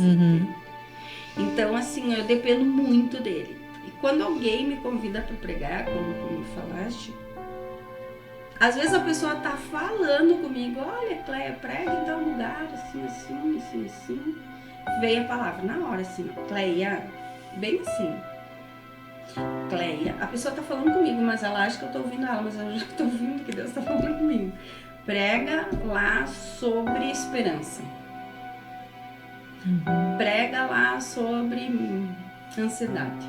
Prega lá em tal texto. Ou, tipo, ele me dá a palavra. Prega lá sobre tal texto. Precisa cura. E daí, às vezes... E tu entende que é a voz do Espírito Santo te direcionando. É nítida, é a mesma coisa que tu fala. Eu digo às vezes eu digo pra mim, Deus é mais real pra mim do que tu na minha frente. Porque eu não sei o que tu tá pensando, mas Deus eu sei o que ele tá pensando. Então, assim, eu entendo Deus como eu tô falando contigo. E isso tu acha que é o quê? É um dom que Deus te dá? Ou é fruto da tua intimidade com Deus, da tua busca com Deus? Ou ele te dá independente disso? É intimidade. Eu, quando me converti, eu orava 4 horas por dia de joelho. Eu sempre busquei muito intimidade. Tu já estava quase como o Tiago, com o joelho, com o camelo. E eu sou uma pessoa assim, tu me perguntar, tu pode ficar surpresa, mas eu não ouço louvor. Não ouço. Eu não conheço o louvor. Eu conheço os louvor aqui da igreja. Mas em casa eu nunca tenho rádio ligado tocando música. Porque o tempo que eu tenho livre, o tempo que eu tenho com a minha mente relaxada, o tempo que eu tô assim, eu tô ouvindo Deus falar comigo. E Deus fala comigo. Eu tô fazendo alguma coisa, tô arrumando um prato assim na mesa e Deus fala, Cleia, sabe o que eu quero te dizer? Ai, que lindo, eu quero ter essa intimidade com Deus. Vai orar então, né? Mas não é só orar, sabe? Sim, é uma vida, né? É uma vida. É que nem assim, eu te dizer. Quando o teu esposo, irmão Severo, chega em casa, tu olha pra ele, tu sabe? Se ele tá cansado, se ele tá triste, se ele tá preocupado. Até o jeito que ele me dá o oi. Às vezes eu digo pra ele, o que aconteceu? Ele diz, ai, mas eu não falei nada. Não, mas tu me deu oi diferente. Não é o oi que tu me dá sempre. Então, eu tenho muita intimidade com Deus, sabe? Tenho muito... Eu tenho o Flock, meu cachorrinho, né? De manhã eu sento na ponta da cama e converso com Deus. Flock, olha lá, Deus mora lá em cima, Deus te criou, Deus me criou, né, Deus, bom dia, fala comigo alguma coisa hoje. Então, e aí eu começo o meu dia já falando com Deus. A tua intimidade, a tua maneira que tu encontrou de te relacionar com Deus. Eu tenho um canal muito direto, assim. E como eu te falei, se eu tô fazendo alguma coisa, Deus diz, Cleia, fala assim pra mim, Cleia, fulano de tal tá passando por tal coisa. Vai lá e ora por ele. Aí eu paro ali mesmo e oro, Senhor, então abençoa ele, Deus. Por que ele tá passando por isso? E eu falo assim, tão normal, que falar não é com aquela Deus, coisa assim, não. Deus, e daí tu tem que falar, majestoso Deus, eu chego na tua presença, né? Não. É a intimidade que te dá essa liberdade. Né? Às vezes a gente até discute. Como todo bom relacionamento. Eles, hoje eu não tô legal, hoje eu não acredito. Por que eu tô assim, tipo, como sabe? todo bom relacionamento, né? A gente tem essa liberdade. Eu cheguei e disse, não tô boa hoje. Porque né? a gente tem momento, parece. Sim. E tem um processo hormonal da mulher que tem dias que a gente não tá. E aí eu falo com Deus, hoje eu não vou ler a Bíblia, eu não quero ler. Daí vai ler. Não sei o que esses dias, agora eu não tô conseguindo me lembrar, que eu queria fazer. E Deus disse pra mim que não era pra mim fazer. Eu falei, agora eu vou ficar emburrado. Que nem filha mimada. Eu acho que o pai não dá o que quer, fica mimada. Eu acho que eu sou. Mas eu nunca fui assim de pedir. Eu nunca pedi nada assim, sabe? Mas eu não sou de pedir nada. Assim, eu só peço pelos outros. Pra mim, não. Eu tenho tudo que eu preciso. Aonde que tu vê as maiores guerras espirituais hoje? Tu diz no âmbito da sociedade, dos lares, da sociedade, dos lares. Eu acho que tá nas famílias. As famílias, elas não sentam. Eu sou muito assim, ó, eu fico muito braba com essas questões de celular, de telefone. As pessoas vêm na igreja com o celular, elas têm que estar com aquele celular. Elas não tiram mais um tempo. Eu, na minha casa, eu não gosto que as pessoas vão de celular. Inclusive, gente, vou dizer, passe um WhatsApp pra dona Cleia para ver quantos dias ela leva para responder. Passe para ver quantos dias ela leva para responder. Eu tenho essa experiência. Porque eu te digo, se não precisasse celular para mim, eu não teria. É que hoje em dia não tem como a gente ficar, né? Não tem, né? Tudo por ali é complicado, né? Então eu acho que Mas o inimigo tem atacado contigo. as famílias. E ele tira muito tempo da gente, realmente. Né? Esses dias foi um casal lá em casa pra jantar, assim, um casal de respeito, e começaram a mexer no celular. E eu não tava me aguentando naquilo. E eu falei pra eles: deixa eu falar com vocês aí.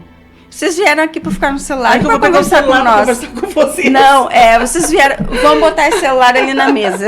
E tem até uma plaquinha, eu vi não sei aonde outro dia que diz assim, ó, quando você entrar, deixe seu celular aqui. Acho que a gente vai ter que começar a comprar pra colocar nas casas. Botar atrás da porta. Porque tu sabe que esse negócio de celular, eu sou muito de celular. E até devido, né, a procurar estudos para rádio, né, daí tu tem que estar lendo ali, procurando, mas eu noto assim, ó, que tem tirado muito o diálogo entre as famílias mesmo. E chegou um ponto que daí tu já não tem mais o que conversar mesmo com a família, com o cônjuge, com os filhos, ó, de tanto que tu fica naquele celular ali, né? E tu percebe que quando estão os pais, os filhos, eu já presenciei da família, assim, não porque eu não tenho filho, né? E a mãe mexendo no celular, o pai mexendo no celular, o filho quer atenção. Ai, agora para, que eu tô vendo isso aqui, sabe? E agora para, vai lá pro teu quarto, vai jogar.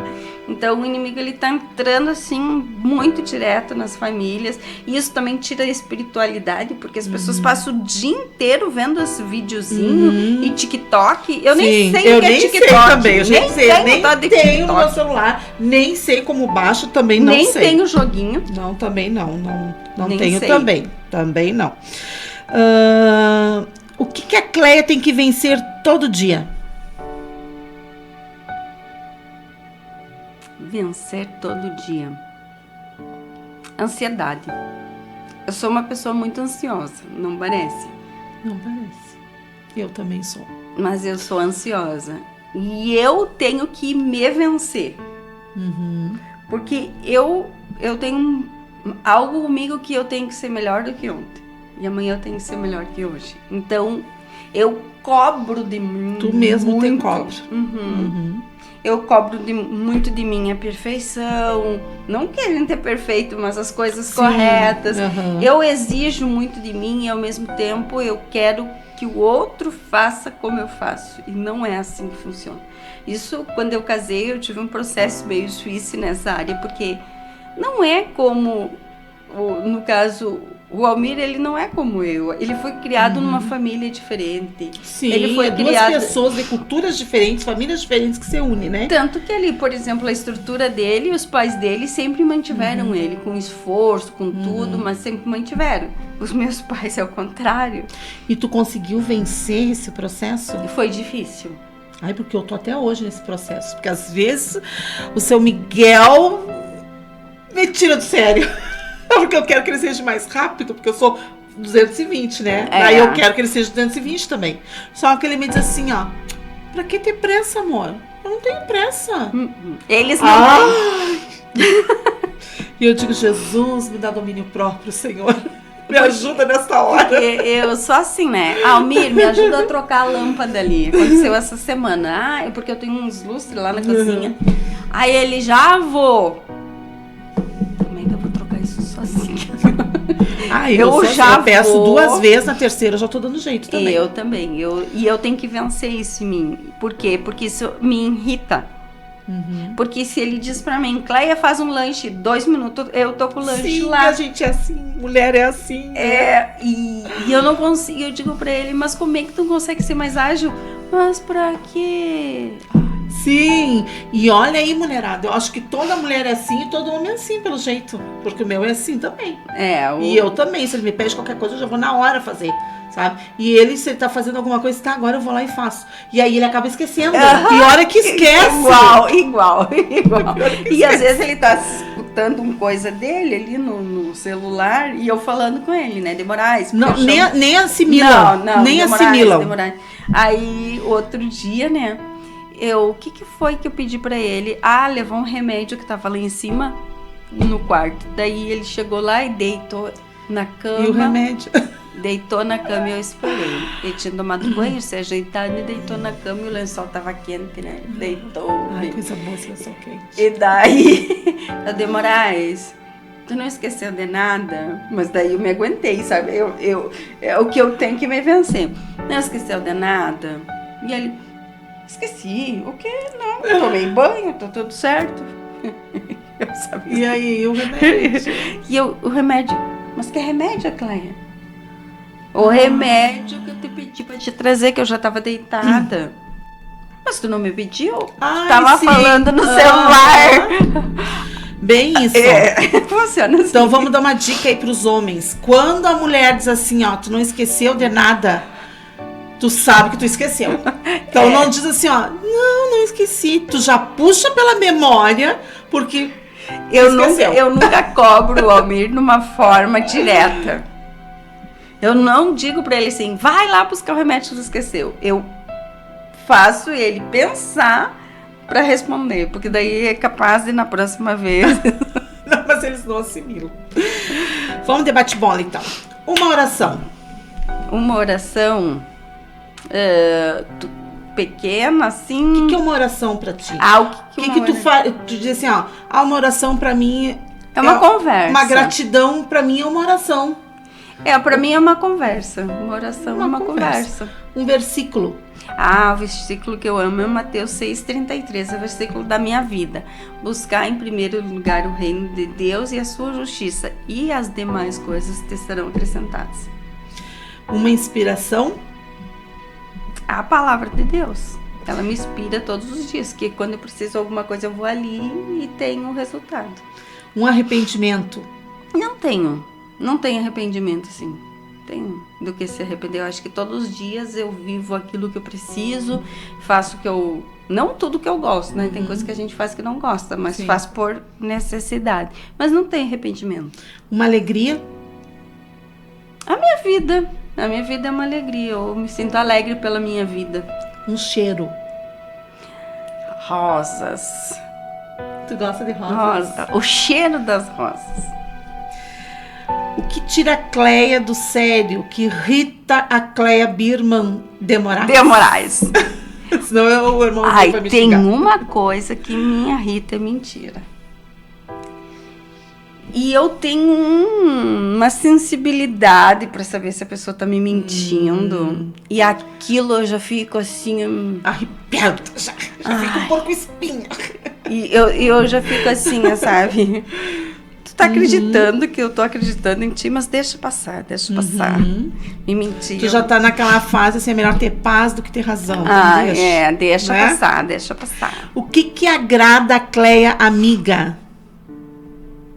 Eu sou uma pessoa muito fácil de agradar. Eu não tenho assim, não sou uma pessoa que eu gosto de bajulação, gosto de grude, não gosto também de estar grudada e nem ser grudada. O que me agrada é a amizade, é uma sinceridade. Tu não precisa estar me ligando, não precisa me mandar mensagem, mas eu sei que se eu precisar, eu posso contar contigo. E tu é seletiva nas amizades? Ou tu é de muitas amizades? Não, aí é outra coisa. Tu é de muitos conhecidos e poucas amizades? Se eu te contar, tu não vai acreditar, mas é uma revelação aqui. Eu não tenho amizades. Então, de coração aberto. Eu não tenho amigos, assim. Eu acho que eu sempre fui introvertida. A Cleia, aquela Cleia que prega, ela é um pouco diferente da Cleia que é a Cleia. Eu sou tímida. As pessoas não acreditam que a gente é tímida, né? Quando eu digo que eu sou tímida, as pessoas riem e dizem, fala sério. Mas sou, gente. Eu não consigo abrir, tipo assim, ai, tu é minha amiga, vou te contar. Eu não tenho isso. Eu conto tudo pra Deus. Eu passo o dia inteiro conversando com Deus e assim, ó, eu já tomei muitas pancadas na vida. Como tu disse, eu já fui de muito coração aberto. Eu sempre fui uma pessoa disposta a ajudar, sempre fui uma pessoa amiga. Fiz por outros mais do que fiz por mim. Mas tem um tempo na vida que tu vai se calcando, assim, sabe? Então, e eu me sinto muito feliz com a minha solitude. Não é a solidão. A solitude. Eu me dou bem com a minha companhia. Eu amo a minha companhia também. Amo estar na minha casa, amo estar sozinha. E é aquilo que tu diz, a gente parece que fica conversando ali com Deus. Parece que a gente fica mais perto de Deus quando a gente está só, né? E eu amo isso também, amo, né? O que agrada a Cleia esposa? Agora, Almir, preste atenção, por favor. Vamos dar uma dica aí para o Almir. O que agrada a Cleia esposa? Eu gosto muito de sentar e conversar. Eu gosto de conversar sobre... E eu não gosto de falar da vida dos outros.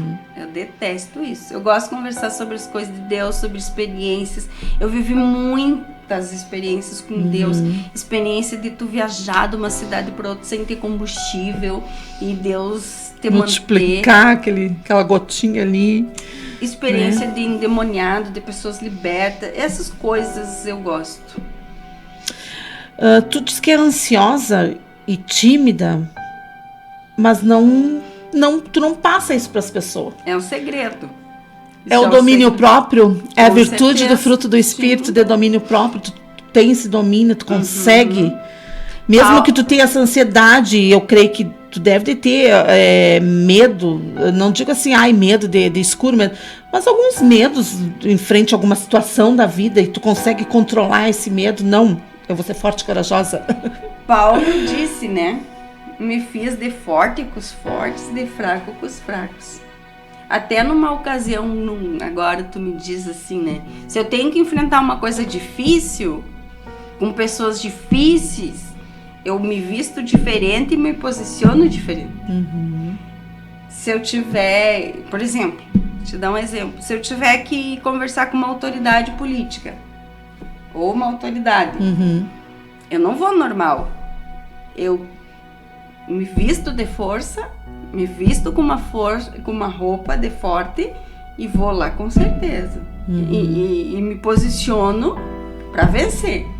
Se eu for trabalhar num lugar que a minha roupa vai intimidar as pessoas, eu me boto uma roupa simples. Então eu tenho sempre esse pensamento, aonde eu vou e com quem que eu vou me deparar. Eu nunca sou a mesma Cleia no sentido de enfrentar aquela situação.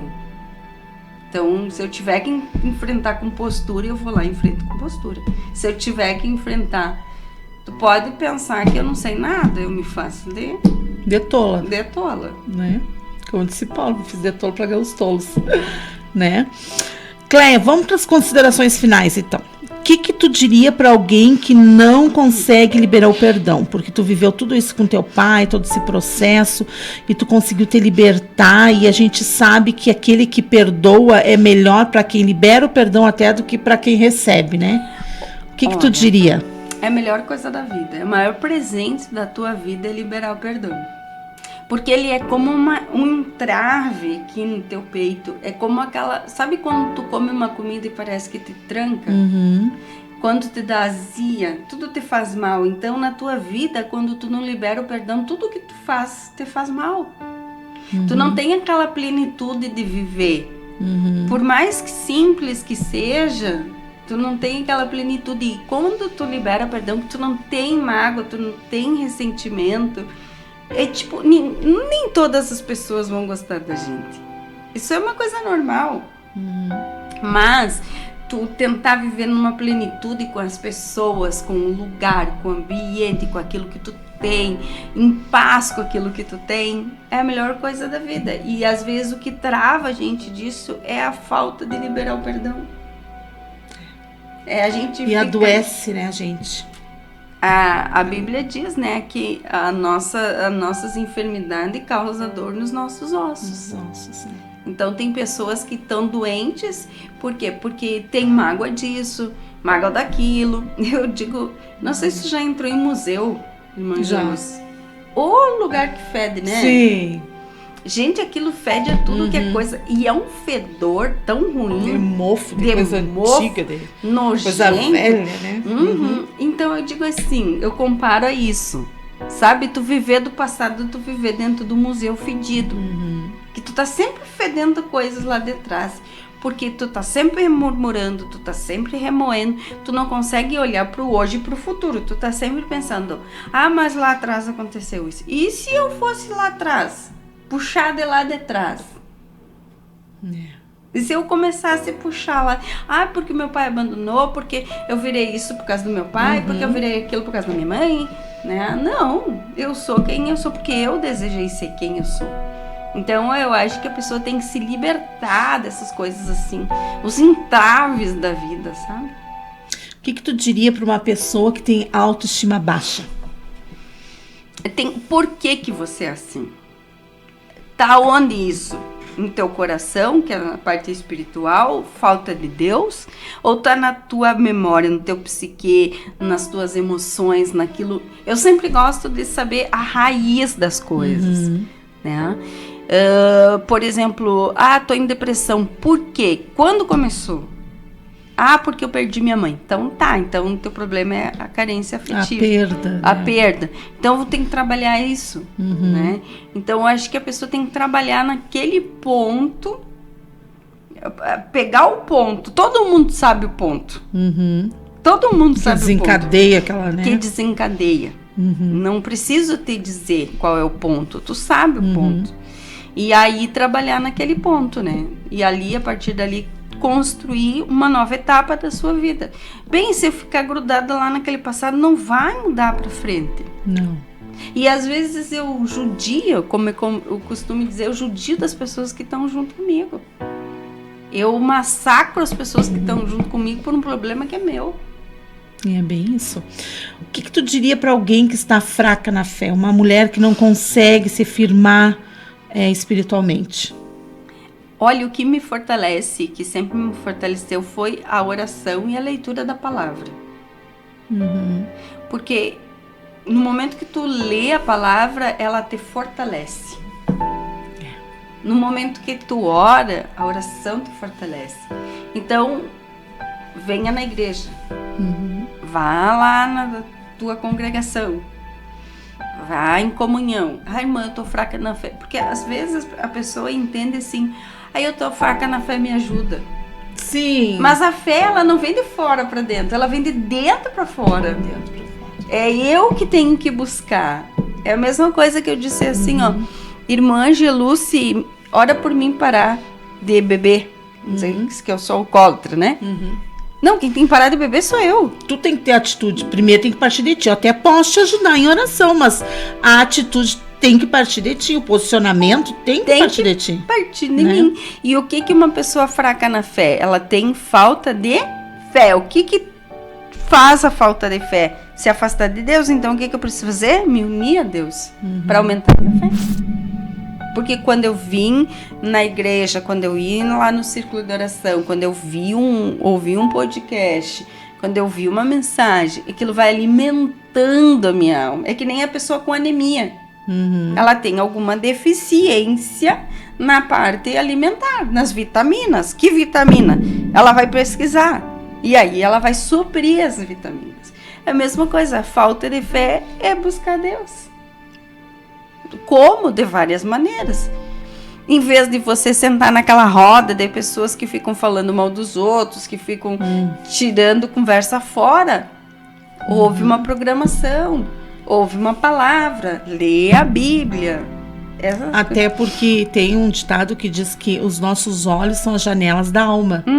Aquilo que a gente vê, a gente está alimentando a nossa alma, né? Aquilo que a gente escuta, a gente está alimentando também. Exatamente. Né? É a mesma coisa. É bem isso que tu falou. Tem café, a Bíblia diz, peça fé, busca fé. É a mesma coisa. Tem falta de pão na tua casa, tu vai fazer o quê? Vai comprar pão. Tem falta de leite, tu vai comprar leite. Tu tem que se direcionar para aquilo. Então, eu vejo assim, ó, que as pessoas, é aquilo que antes eu falei, tem muita instabilidade. Hoje eu tô lá em cima, amanhã eu tô lá embaixo. Eu vejo até, Cleia, que assim, as pessoas, enquanto elas estão sendo abençoadas, que está tudo bem, eu tenho fé, tá? No momento que aparece qualquer crisezinha, qualquer dificuldade, a pessoa vacila, né? É porque não tem na verdade a fé não estava no dono da bênção, mas sim na bênção. E é esse versículo que eu gosto. Mateus 6,33. Buscar em primeiro lugar o reino de Deus. E lá em Romanos 14:17 diz que o reino não é bebida e nem comida. Porque as pessoas estão alegres quando tem bebida e comida. Né? Como tá as bênçãos, né? As bênçãos estão ali. Mas o que é o reino de Deus? Justiça. O que é justiça? É Jesus, é ter paz e é ter alegria no Espírito Santo. Isso é o reino de Deus. O reino de Deus, ele não é material. As pessoas entendem que o reino de Deus é material. Se eu tiver isso aqui, se eu tiver isso aqui, eu tô bem. Agora, se eu botar um copinho de plástico, não, eu queria que ela tenha aquela taça linda. E não são essas coisas, porque o efeito da taça e o efeito do copo de plástico é o mesmo. A diferença é na visão que tu tem das coisas. Então, as pessoas focam muito mais no ter do que o buscar. Eu quero ter tal coisa, eu vou para a igreja porque eu quero ter um carro. Porque... Não é errado tu querer ter. O problema é que tu quer as bênçãos e não quer o dono da bênção. É bem isso. Então, eu sempre foquei no dono. O que o dono me dá, acrescenta a minha vida. Se ele não quiser me dar, porque ele acha que eu não sou merecedora, ok também, tô feliz. Só ele me dando a salvação já é de grande tamanho, né? Porque isso aqui vai ficar tudo. Essas coisas materiais vão ficar tudo. Tudo vai ficar. Carro, casa, a maior casa do mundo, o melhor carro do mundo. Já vi aí carros de ouro, vai ficar tudo, né? E o nosso lugar que a gente vai morar, que as pessoas deviam pensar, nem pensar nisso, mas é uma consequência, é as ruas de ouro. Não é um carro no mundo, são ruas de ouro. Então eu acho que o buscar a Deus é muito maior do que o ter as coisas que Deus pode te dar. Porque você tem uma filha, não tem? Tem, né? O que é mais valioso para ti? Ela te dá um abraço cheiroso, carinhoso, ou ela te dá um presente? Um abraço, com certeza. Né? Com certeza. E é a mesma coisa Deus. É muito mais valioso para Deus, nós como os filhos, andarmos na sua obediência, andarmos no seu amor. Eu abraço Deus. Eu digo, senta aqui, deixa eu te dar um abraço. Eu gosto de abraçar Deus, sabe? E pra mim isso é grandioso. Aí se Deus disser, Cleia, eu vou te dar tal coisa. Amém. Tô feliz por isso, mas eu não te abraço pra ganhar. Eu te abraço porque eu te amo. É diferente. Então é isso, né? Estamos chegando ao final de mais um episódio do nosso Decoração Aberto. E esta aqui é Cleia Birman. Conhecendo um pouquinho mais. Essa mulher aqui que está aqui de coração aberto conosco, né? Onde ela rasgou o seu coração, onde nós conhecemos um pouquinho mais da Cleia. Essa mulher de coragem, essa mulher de posicionamento, uma mulher que tem uma intensidade no amor por Cristo. A gente vê no falar dela o amor que ela tem por Deus, né? Uma mulher batalhadora, uma mulher simples, que muitas vezes, né, alguém pode ver ela na condição social que ela tem e pensar, não, né, snob, é cheia, é exibida. Não, ela é uma mulher simples, ela é como a gente, né, e eu quero te agradecer, Cleia, de coração, foi uma honra, né, ter aqui tu conosco e aprendendo um pouquinho mais com ela, com a história de vida dela, né, Que Deus te abençoe grandemente, o teu lar, a tua casa, teu esposo, teu trabalho, teu ministério, né? E é isso aí, então nós nos vemos na próxima quinta-feira. Eu sou Angelúcia Severo e obrigada pela tua audiência. Deus te abençoe.